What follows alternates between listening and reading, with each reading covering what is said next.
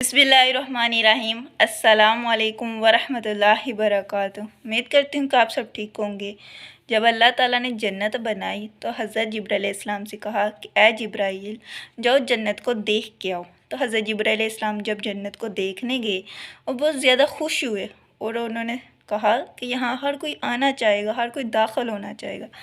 तो हज़रत जिब्राइल अलैहिस्सलाम जब वापस आए तो अल्लाह ताला ने हज़रत जिब्राइल अलैहिस्सलाम से पूछा कि ये जन्नत कैसी पाई, कैसी देखने में। तो हज़रत जिब्राइल अलैहिस्सलाम ने अर्ज़ की, ए मेरे परवरदिगार, यहाँ कौन नहीं आना चाहेगा, यहाँ कौन नहीं दाखिल होना चाहेगा।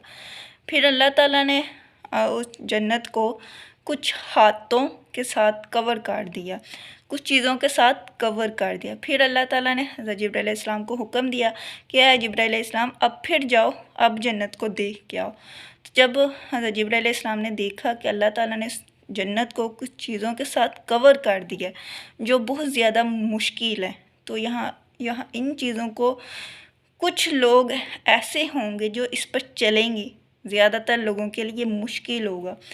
तो वो वापस आ गए।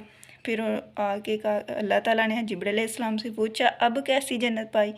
तो हज़रत जिब्राइल अलैहिस्सलाम ने अर्ज़ की, क्या मेरे परवरदिगार, अब तो बहुत ज़्यादा मुश्किल काम हो गया। ठीक है। फिर अल्लाह ताला ने हज़रत जिब्राइल अलैहिस्सलाम से कहा कि अब तुम जाके दोज़ख देख के आओ, दोज़ख का जायज़ा ले के आओ। तो हज़रत जिब्राइल अलैहिस्सलाम जब दोज़ख को देखने गए तो कहने लगे, यहाँ कौन आना चाहेगा, यहाँ कौन आना पसंद करेगा। फिर वापस आ गए। फिर अल्लाह ताला ने हज़रत जिब्राइल अलैहिस्सलाम से पूछा कि कैसी तुमने दोज़ख पाई। तो हज़रत जिब्राइल अलैहिस्सलाम ने अर्ज़ की, क्या मेरे परवरदिगार, यहाँ कौन आना चाहेगा। ठीक है, यहाँ तो कोई आना पसंद नहीं करेगा। फिर अल्लाह ताला ने उसे हुक्म दिया कि ए जिब्राइल अलैहिस्सलाम, अब फिर दोबारा दोज़ख को देख के आओ। फिर अल्लाह ताला ने उस दोज़ख को कुछ चीज़ों के साथ कवर कर दिया हुआ था। ठीक है। तो जब हज़रत जिब्राइल अलैहिस्सलाम उन चीज़ों को देखा और बहुत ज़्यादा खुश हुए कि ये तो ऐसी चीज़ें हैं जिससे हर कोई इंसान कर लेगा, तो दोज़ख में ज़्यादा लोग होंगे। ठीक है। वो जो अल्लाह ताला ने जन्नत के ऊपर कुछ चीज़ें डाल दी हैं उनमें से है तकवा। ठीक है, परहेज़गारी, अल्लाह ताला के हुक्म की फरमाबरदारी, अल्लाह के हुक्म की पैरवी करना, अल्लाह के नबियों को मानना, अल्लाह पर ईमान लाना, अल्लाह के नबी हज़रत मोहम्मद सल्लल्लाहु अलैहि वसल्लम के बताए हुए तरीके पर ज़िंदगी गुजारना। ठीक है, अपने आप को हराम चीज़ों से बचाना, अपने आप को ज़ना से बचाना, अपने आप को शराब पीने से बचाना, अपने आप को इस गंदी नज़रों से बचाना।